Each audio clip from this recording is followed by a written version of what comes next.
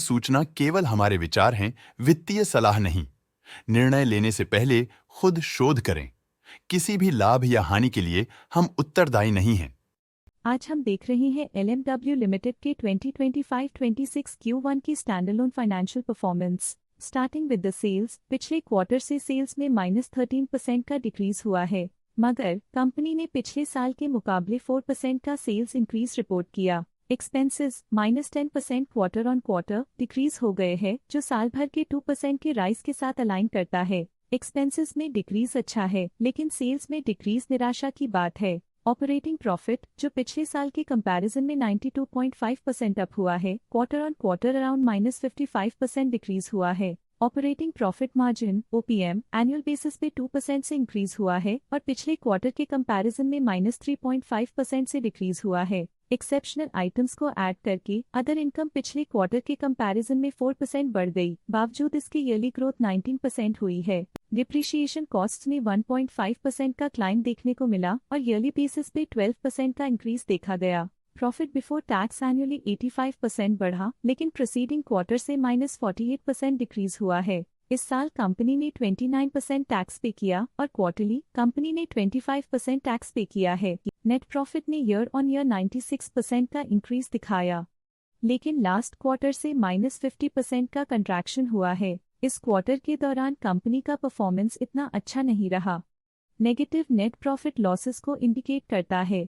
वहीं अगर annual analysis की बात करें तो इस साल कंपनी का परफॉर्मेंस काफी अच्छा था। अर्निंग्स पर शेयर EPS में साल भर में अप्रॉक्स 2 गुना का इजाफा देखा गया, जो कंपनी की बेहतर परफॉर्मेंस को दिखाता है। लेकिन क्वार्टरली में 50% की गिरावट भी नजर आई। इस क्वार्टर में कंपनी का EPS इतना अच्छा नहीं रहा। नेगेटिव प्रॉफिट कमजोर एफिशिएंसी को दिखाता है।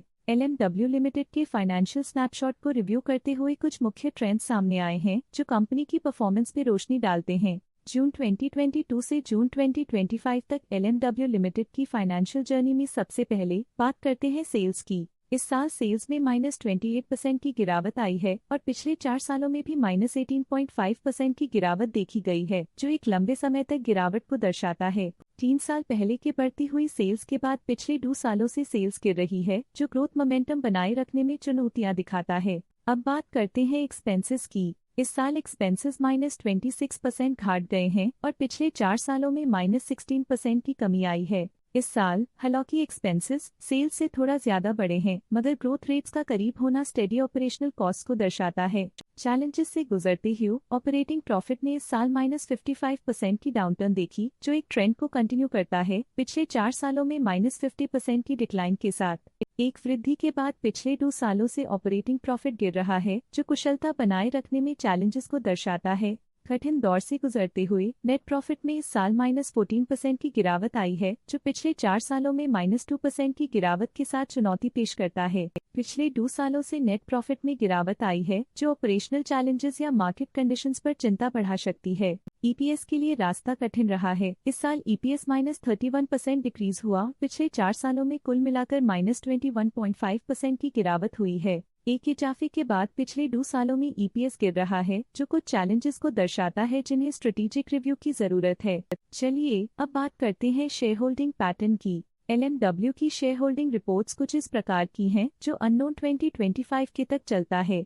ये रिपोर्ट कंपनी के शेयर्स की डिटेल्ड जानकारी देता है, जिसमें promoters, promoter groups, foreign investors, public investors और सरकारी एंटिटीज शामिल हैं। प्रमोटर्स शेयर होल्डिंग 2025 के में 31.13% से 2025 के में 30.8% तक डिक्रीज हो गया। ये डिक्रीज दिखाता है कि इस टाइम पीरियड में कंपनी पे प्रमोटर्स का कंट्रोल कमजोर हुआ है। पब्लिक द्वारा हेल्ड शेयर्स का परसेंटेज 53.31% से इंक्रीज होकर 2025 के में 53.53% तक का इंक्रीज से देखा गया। ये चेंजेस स्टेट है कि पब्लिक की इन्वेस्टमेंट कंपनी में क्वार्टर टू क्वार्टर इंक्रीज हुई है। जब कंपनी के शेयर्स का मैक्सिमम हिस्सा पब्लिक के पास होता है, तब ये माना जाता है कि कंपनी कमजोर हाथों में है, जो बाजार की अस्थिरता और स्पेक्युलेटिव ट्रेडिंग को इंडिकेट करता है। DII डोमेस्टिक इंस्टीट्यूशनल इन्वेस्टर्स ने अपना शेयर होल्डिंग 2025 में 9.65% से 2025 में 9.86% तक इंक्रीज किया। ये बताता है कि डोमेस्टिक इंस्टीट्यूशंस ने कंपनी में अपना इंटरेस्ट 0.21% तक इंक्रीज किया है। फॉरेन इंस्टीट्यूशनल इन्वेस्टर्स की शेयर होल्डिंग में थोड़ा डिक्रीज आया 2025 के से 2025 के में। जो दिखाता है कि फॉरेन इंस्टीट्यूशंस ने अपने स्टेक को क्वार्टर टू क्वार्टर -0.1 से डिक्रीज किया है, जिसे पता चलता है कि उन्होंने अपनी इन्वेस्टमेंट्स को पुल बैक किया है। ये था कंपनी का करंट शेयर होल्डिंग पैटर्न। आइए नजर डालते हैं कुछ प्रमुख प्रमोटर ट्रांजैक्शंस पर जो मार्केट के डायनामिक्स को रीशेप कर रही हैं। 30 मई 2025 को the Lakshmi mills company limited ने 35,000 शेयर्स पोर्टफोलियो से हटा दिए 16,727.98 रुपीस पर यूनिट के हिसाब से, जिसका टोटल था 58.5 करोड़। तो ये थी इस क्वार्टर की कुछ सर्वाधिक चर्चित प्रमोटर डील्स जो दिखाती है बाजार के नए रुझान। आज के लिए फाइनेंशियल सेक्टर में इतना ही। देखने के लिए धन्यवाद। स्टॉक लेटेस्ट न्यूज अपडेट के लिए चैनल को सब्सक्राइब करें और वीडियो को लाइक एंड शेयर करें।